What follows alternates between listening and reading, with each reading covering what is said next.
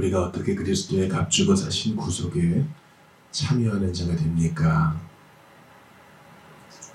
그리스도께서 값주고 사신 은덕들을 우리에게 적용함으로써 우리가 그 은덕들에 참여하는 자가 되는데, 이는 특별히 성령 하나님께서 하시는 일입니다. 우리는 지난 시간에 예수 그리스도께서 은혜 언약의 유일한 중보자로서 그 획득하신 여러 유익들에 대해서 살펴봤습니다. 그런데 이제 이 놀라운 보물들이 어떻게 될 것이 되느냐 하는 것을 이제 오늘 우리가 살펴보게 될 것입니다. 그리스도께서 값주고 사신 은덕들,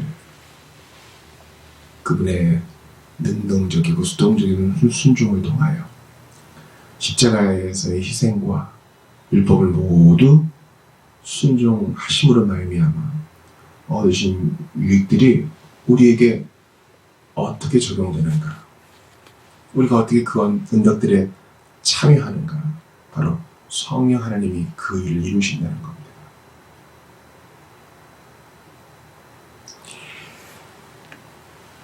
먼저 요한복음 1장 11절과 12절을 보겠습니다. 자기 땅에 오매 자기 백성이 영접하지 아니하였으나 영접하는 자, 곧 그 이름을 믿는 자들에게는 하나님의 자녀가 되는 권세를 주셨으니. 그리스도의 유익들이 우리에게 적용되려면 먼저 예수님의 이름을 우리가 영접해야 됩니다. 예수님을 영접한다는 것은 그 이름을 믿는 것이에요. 예수님 내 마음에 오세요 하고 내 마음을 열어드리는 것은 바로 예수님의 이름을 믿는 것입니다. 예수님의 이름은 어떤 것입니까? 우리가 아까 보았던 것처럼 예수님의 삼중직, 예수님은 구약의 선지자, 제사장, 왕이 예표하는 은혜 안에게 유일한 중보자가 되십니다. 우리를 구속하실 분이 되십니다. 바로 그 이름이에요. 예수님의 이름을 믿는다는 것은 그분을 영접한다. 그것을 꼭 기억하십시오. 그분을 영접한다. 그분이 누구이신가를 아는 거예요. 그것을 바르게 알아 내 마음에 새기고 정서의 감동을 받아 의지를 들여 그분을 따르는 것입니다. 그렇게 할 때 하나님의 자녀가 되는 권세를 주신다. 놀라운 일이죠. 마땅히 그분을 믿어야 돼요. 마땅히 믿어야 된다고요. 그분이 우리에게 베푸시는 은덕은 뭐예요?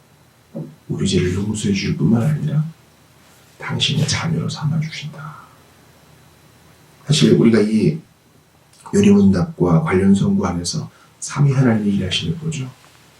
예수님을 영접하며, 근데 그 영접은 성령 하나님이 하시는 일인데, 그렇게 되면 성부의 자녀가 되는 권세를 주신다. 권세는 힘이거든요. 그 주님은 우리를 그냥 그 영의 상태로, 마이너스를 제해주는 상태로 만드는 것이 아니라 플러스로 하나님의 권능으로 부정시켜줘요. 그러니까 하나님의 자녀가 된다는 것은 권능이에요. 힘이라고요. 권세예요. 우리가 이 자녀됨의 권세를 잘 활용해야 합니다. 우리가 꼬리짖는 마귀는 도망갑니다. 우리가 부르면 하나님은 들으십니다. 예수님은 내 이름으로 구하면 시행된 줄 믿으라고 하셨어요. 우리는 어쩌면 눈을 많이 닫고 살고 있는 줄도 몰라요. 이 권세를 잘 활용하시는 여러분들 되시기 바라요. 특별히 오늘 우리 기도하러 왔잖아요. 기도할 때 이 권세라고요. 아이고 안 들어주는 거 많던데요. 아니요. 예수님이 획득하신 그 은덕, 대단한 거거든요. 우리가 그것을 주의 뜻대로 잘 활용하면 그것은 권세예요. 우리가 보통 권세 힘하면 내 뜻대로 마음대로 하는 거 이렇게 생각하는데, 주님이 우리에게 주신 권세는 하나님의 뜻을 받드는 거, 영적인 유익을, 이미 주신 유익을 누리는 거, 마귀를 대적하는 거, 생명과 경건에 속한 모든 것을 누리는 모든 것이 포함됩니다. 그리스도의 유익들이 우리에게 적용되려면 예수님을 영접해야 돼요. 여기서 중요한 사실이 나오죠. 우리는 어쩌면 성경에서 가장 어려운 부분을 다루고 있다고 해도 과언이 아닙니다.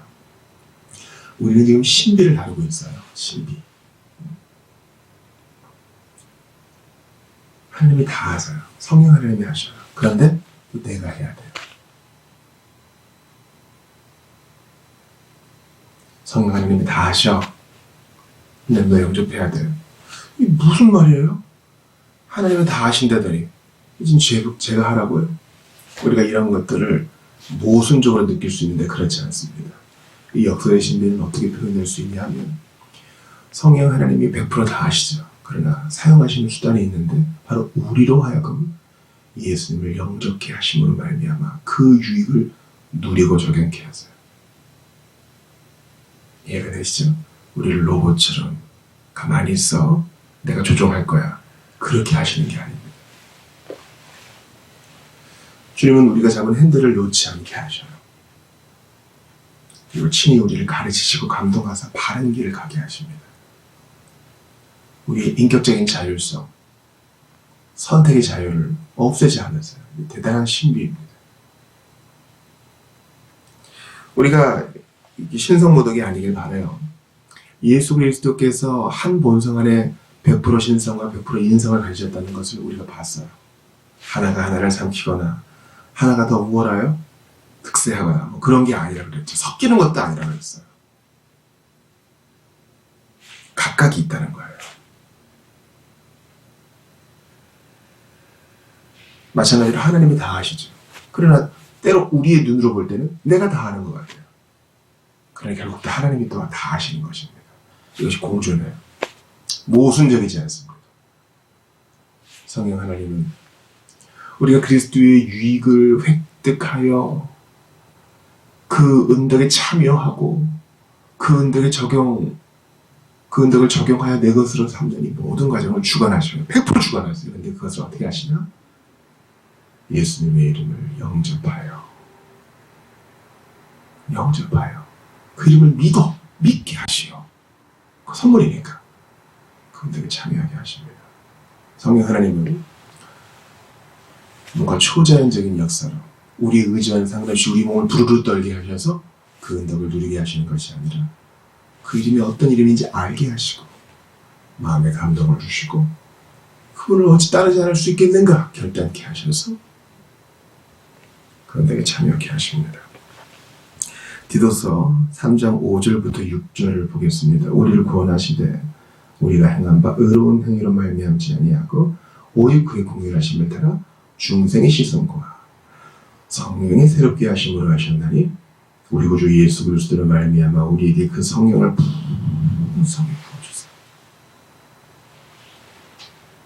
성령으로 말미암은 중생의 구원의 본질적인 요소입니다. 성령의 새롭게 하심은 바로 중생의 시선과 동의어로 받아들여질 수 있습니다. 그리스도로 말미암아 성령을 풍성히 부어주셔서 그 성령께서 무엇을 하신다고요? 그리스도의 유익에 참여케 하신다. 100%다 하나님이 하시는 거죠. 100%다 하시는 거예요. 그러나 우리로 하여금 행동케 하시고 우리로 하여금 결단케 하시는 역사입니다. 우리를 추동하셔요. 우리를 가만히 안 두셔요. 움직이게 하세요. 주님을 향한 열정과 정서를 일으키세요. 그걸 정동이라고도 하는데 거룩한 정서를 일으키시는 성령 하나님 그분이세요. 그래서 우리에게 소원을 두고 능동적으로 참여하여 그리스도께서 값주고 다신 구속에 참여하는 자가 되는 겁니다. 어떤 강압도 없어요.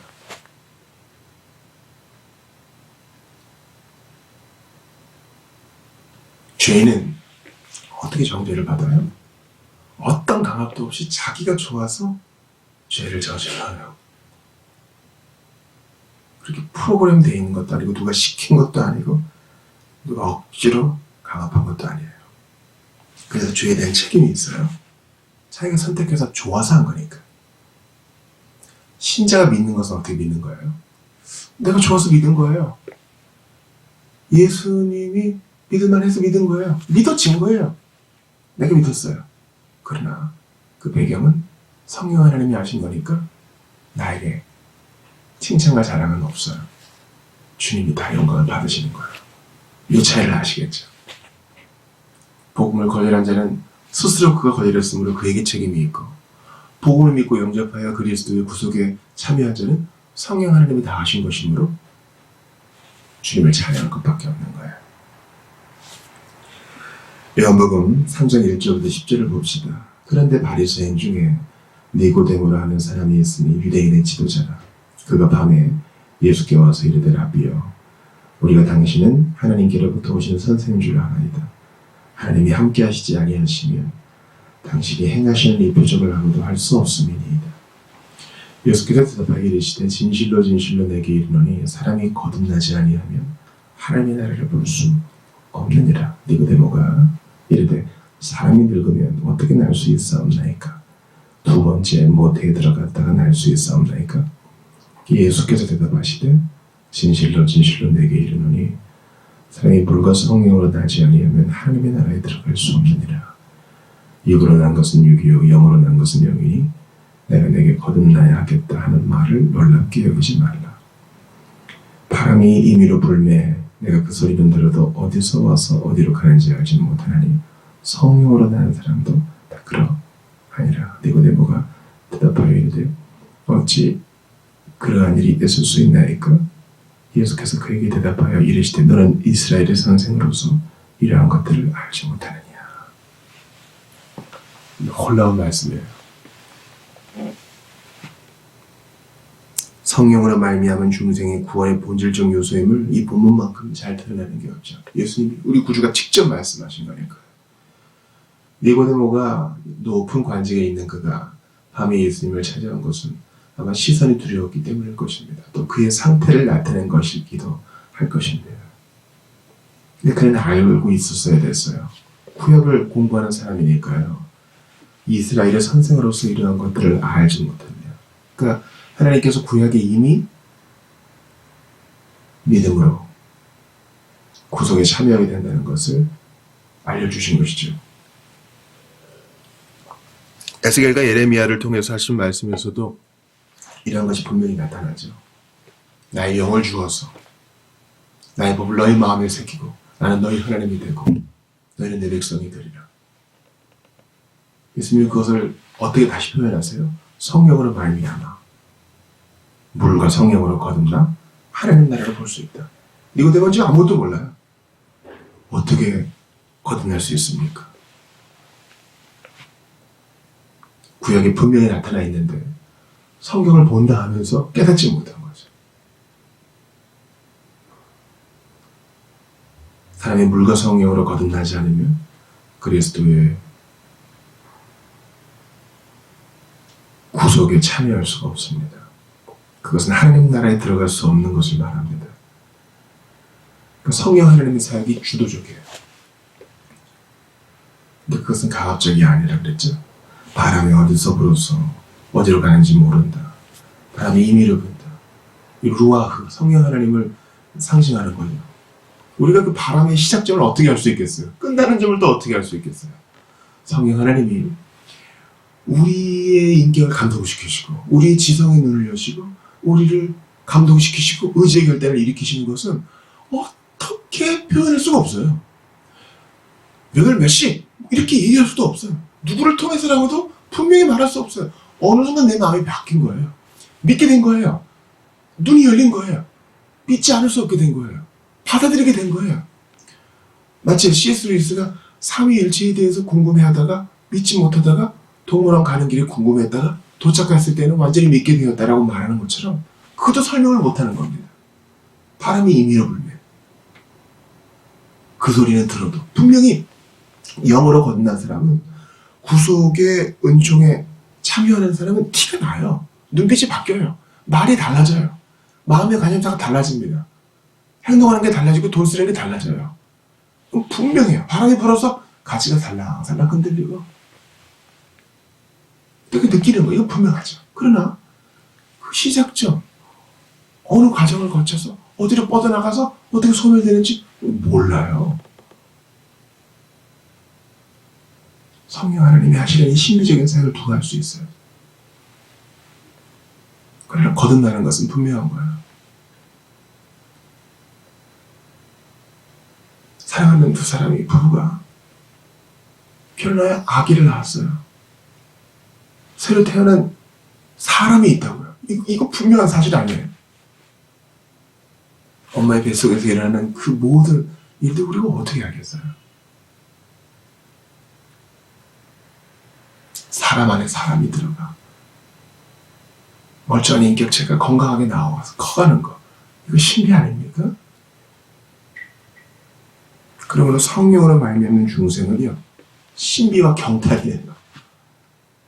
다시 한번 오늘 문답을 보세요. 우리가 어떻게 그리스도의 값주고 사신 구속에 참여하는 자가 됩니까? 그리스도께서 값주고 사신 은덕들을 우리에게 적용함으로써 우리가 그 은덕들에 참여하는 자가 되는데, 이는 특별히 성령 하나님께서 하시는 일입니다. 여러분, 우리가 뭐 잘나서 믿은 거 아니에요. 예수 믿는 가문에서 태어나서 믿은 것도 아니고요. 착해서 믿은 것도 아니고요. 우리가 좀 공부에 관심이 있어 믿은 것도 아니고요. 내가 남들보다 죄 많이 져서 믿은 것도 아니에요. 성령 하나님께서 임의로 그 국민하신 사랑으로 자격 없는 나에게 믿음을 주시고 믿게 하시고 우리를 선택해 하신 거예요. 자유의지 많이 떠드는 사람들 그 주변에 너무 서성거리지 마세요. 우리를 선택하게 하시는 하나님, 그분이 성령님이세요. 성령님의 역사하심이 없으면요, 자유롭게 그리스도를 선택하지 못해요. 그 루터가 말한 의지의 노예, 바로 그런 면이에요. 마귀가 고삐를 주고 있는데 어떻게 자유롭게 선택할 수 있어요? 성령께서 우리를 사로잡으셔서 이제 자유롭게 그리스도를 선택하게 하셨으니 이 자유를 가지고 오늘도 주님을 섬기고 지체들을 섬기고 이 자유를 가지고 방종에 이르지 말고 이 자유로 연약한 자를 끌어안고 기꺼이 주님을 섬기는 여러분들 다 되시기를 주의 이름으로 축원합니다.